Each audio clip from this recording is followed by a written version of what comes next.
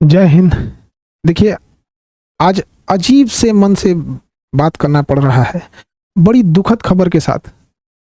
अचानक से सब चीज़ चल रहा था, कहीं कुछ कुछ लोगों से कॉल आने लगा कि सर आप न्यूज़ देखिए, या फिर ऐसे ऐसे घटना हुई है कि रोशन सर के भाई की नेपाल में संदिग्ध स्थिति में डेथ हो गई। तो हमें कुछ देर के लिए विश्वास ही नहीं हुआ, हमको लगा कि ऐसे ही बोल रहा है सब। आजकल एक न्यूज़ वगैरह के चक्कर में हमको लगता है ऐसा, तो हम डांटे भी, तुम लोग को ये सब नहीं समझ में आता है, कुछ से कुछ बोलते रहता है।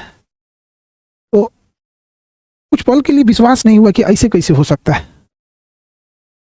फिर धीरे धीरे कुछ लोग न्यूज़ भेजने लगे, फिर न्यूज़ पे देखे, जब न्यूज़ देखे ना तो पैर के नीचे से जमीन खसक गया। एक समय एक कैसा अजीब करवट ले रहा है, किस दौर में, किस स्थिति में समय चला गया है, आखिर ऐसे कैसे हो गया। एक बार आप इसको न्यूज़ को पहले देखिए। उसको कोई कुछ नहीं किया गया है। इससे पहले मतलब सही से सो नहीं रहा था 5-7 दिन से। उसको थोड़ा सा जो है सेक्रेटरी प्रॉब्लम था, जो जिसका कि वो दवाई खाता था। ज्ञान बिंदु कोचिंग संस्थान के डायरेक्टर रोशन आनंद के भाई प्रिंस यादव की संदिग्ध स्थिति में मौत हो गई। वहीं उनकी मौत के मामले में अब एक बड़ा खुलासा हुआ है। प्रिंस यादव के साथ नेपाल गए उनके दोस्तों ने बड़ा खुलासा करते हुए बयान दिया। सुनिए, प्रिंस यादव के साथ नेपाल गए उनके दोस्तों ने उनकी मौत को लेकर क्या कुछ बताया। हम प्रिंस का दोस्त हैं। प्रिंस का पहले से दवाई चलता था मेंटल का, उसको 2 बार अटैक आ चुका था। उसको कोई कुछ नहीं किया गया है। इससे पहले मतलब सही से सो नहीं रहा था 5-7 दिन से। तो 2-3 दिन से वो दवाई स्टार्ट किया, तो 2-3 दिन से पर्याप्त मात्रा में सोने लगा। कल भी देखे सो रहा है, तो बोले अब तो रिलैक्स हो गया। मोस्टली जिसको जो सो गया तो उसको मेंटल ऑटोमेटिक शांत हो जाता है। तो हम लोग सोचे कि अब सो रहा है। उसको मतलब शाम में मतलब हम लोग बाहर निकले। एक मतलब मेरे साथ में जो है ललित और परजेश जो है उसको वहाँ पे छोड़ के गए। तो बाकी पर्याप्त मात्रा में सो रहा था। धीरे धीरे लंबा मतलब सांस लेने लगा, लंबा सांस लेने लगा। तो उसके बाद हमको कॉल किया, हम लोग को तो तुरंत हम वहाँ आए। हम जितना भी थे साथ में साथी, उसको तो एम्बुलेंस मंगवाए, एम्बुलेंस न्यूरो हॉस्पिटल लेकर आए, समझे। तो वही उसी गाँव एक तरह उसका डेथ हो गया। कोई मारा क्या? नहीं, कोई नहीं। हम लोग बहुत करीबी दोस्त हैं, हम लोग क्यों जो करेंगे उसको। कोई दूसरा ही कोई मारा? नहीं, कोई नहीं। उसको पहले से दवाई चलता था। हम लोग जो है 3 तारीख को प्रिंस के साथ यहाँ नेपाल आए हुए थे और नेपाल में अलग अलग होटल में रह रहे थे। इस घटना के रात में अचानक क्या हुआ कि हम लोग 6 बजे का प्रिंस खाना वाना खा करके अच्छा से सो गया था, दवाई खा करके। उसको थोड़ा सा जो है सेक्रेटरी प्रॉब्लम था, जो जिसका कि वो दवाई खाता था। घटना के दिन हम लोग जो है यानी कि इनरवा घूमने के लिए थोड़ा सा चल गए थे, क्योंकि वो सोता था। तो हम लोग सोचे तब तो घूम आते थोड़ा देर, वो पूरा सामान ही था।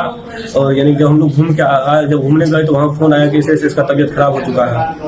तो जब तक हम लोग आए तब तक एम्बुलेंस में बिठा करके हॉस्पिटल ले गए। तो हॉस्पिटल में प्रयास किया बचाने का, लेकिन बचाया नहीं जा सका।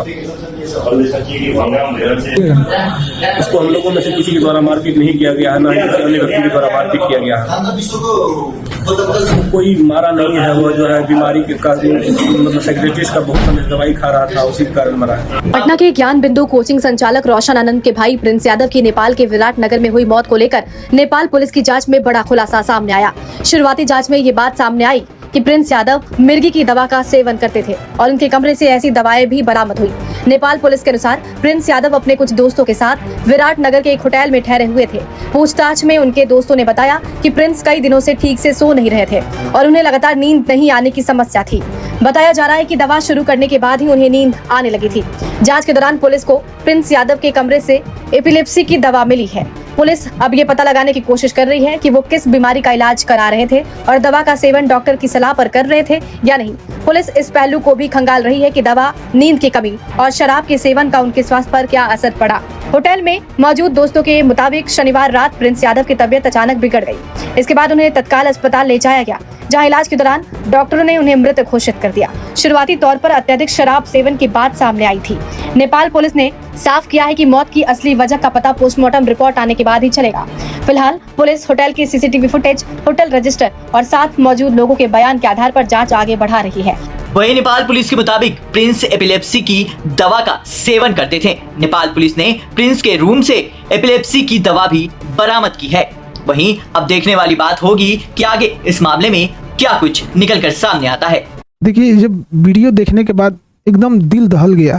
किसी परिवार के लिए इससे कठिन दौर क्या आ सकता है। भगवान इस कठिन दौर से निकलने के लिए उनको सहन शक्ति दे। इतनी भयानक स्थिति और इतनी कठोर स्थिति में वो कैसे निकल पाएंगे लोग। इस घटना के बाद पता नहीं कैसे परिवार सहन करेगा इसको। इस कठिन दौर में हमारी संवेदना परिवार के साथ है। जब कभी आदमी ऐसी खबर सुनता है तो दिल बैठ जाता है। किसी के परिवार के साथ ऐसा ना हो, दुश्मन के परिवार के साथ भी ऐसा ना हो।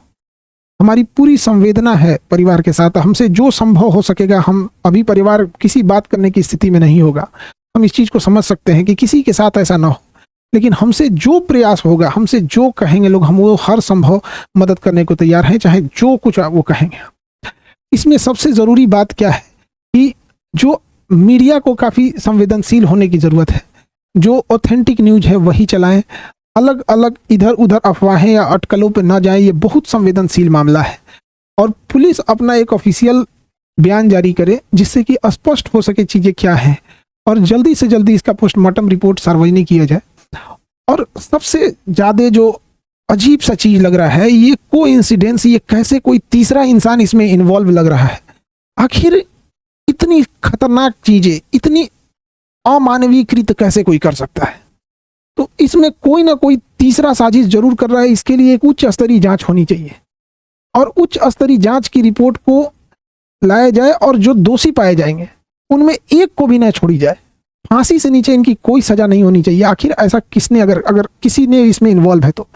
अभी न्यूज में पता चल रहा है कि अलग अलग न्यूज अलग अलग चला रहे हैं। कृपया करके न्यूज वालों से भी हाथ जोड़कर विनती है। कोई कहता है कि मिर्गी की दवा खाई, एक दूसरा न्यूज देखो तो कोई कह रहा है कि शराब, कोई अलग न्यूज दिखा रहा है, कोई कुछ न्यूज दिखा रहा है। तो कृपया न्यूज वाले ऑथेंटिक चीजों को दर्शाओ। किसी की जान गई है, क्या मिर्गी की दवा कहाँ से थी, कहाँ से लाया गया, इसकी जांच पुलिस सार्वजनिक करे इस मामले को। और जो न्यूज में चल रहा है कि 5 लोगों को हिरासत में लिया गया है, सबसे जरूरी चीज है कि उन 5 लोग कौन कौन से थे, वो उनको नाम सार्वजनिक किया जाए। उनकी भी जांच होनी चाहिए कि वो आखिर कौन थे। दोस्त के रूप में कोई और तो नहीं था।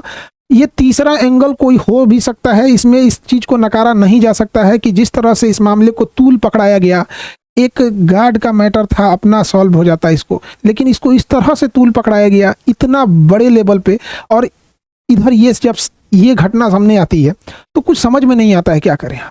इतने कठिन परिस्थिति में पूरे लोगों को से भी विनती करते हैं कि परिवार का सहानुभूति रखें और इस बात पर जोर दें कि तीसरा एंगल पर जांच हो और जो लोग संदिग्ध, नेपाल ने किन 5 लोगों की गिरफ्तारी की है उनकी भी जांच होनी चाहिए और एक उच्च स्तरीय जांच बैठाकर जो भी दोषी पाए जाएंगे उनको फांसी से नीचे सजा नहीं होनी चाहिए। देखिए, जो इंसान अब पुण्य आत्मा अब दुनिया से चली गई, भगवान उनको शांति दे, लेकिन यदि इसमें जो इन्वॉल्व है उसको पुलिस पकड़ लेती है या उच्च स्तरीय जांच में आती है तो कहीं ना कहीं ये उचित रहेगा। इस कठिन परिस्थिति से अजीब सा समय ले आ देता है। कभी कभी समय इंसान को ऐसे जगह लाके खड़ा करता है ना, जहां इंसान को कुछ समझ में नहीं आता है क्या हो रहा है। ये समय का चक्र किधर चल रहा है, कौन सी साजिश चल रही है, कौन कौन इसमें इन्वॉल्व हो रहा है, कौन तीसरा इंसान तो नहीं इन्वॉल्व हो रहा है। आखिर वो 5 लोग कौन थे और उसके साथ क्या कर रहे थे। उस पुण्य आत्मा के लिए श्रद्धांजलि देते हैं और इस कठिन परिस्थिति में मेरी संवेदना परिवार के साथ है। हमसे जो मदद हो सकेगा, हमसे जितना संभव हो सकेगा, हम उतना सहयोग करने को तैयार हैं। लेकिन सबसे जरूरी चीज है कि पुलिस को इसमें आके एक ऑफिशियल प्रेस विज्ञप्ति जारी करनी चाहिए और जल्दी से जल्दी जो रिपोर्ट है उसे सार्वजनिक करनी चाहिए ताकि चीजें सही दिशा में जाए। मेरी संवेदना परिवार के साथ है। अब ऐसी परिस्थिति में इंसान को कुछ बोलना भी बड़ा अजीब सा लगता है कि क्या इंसान बोले। ऐसा समाज समय कहाँ ले आके खड़ा कर दे।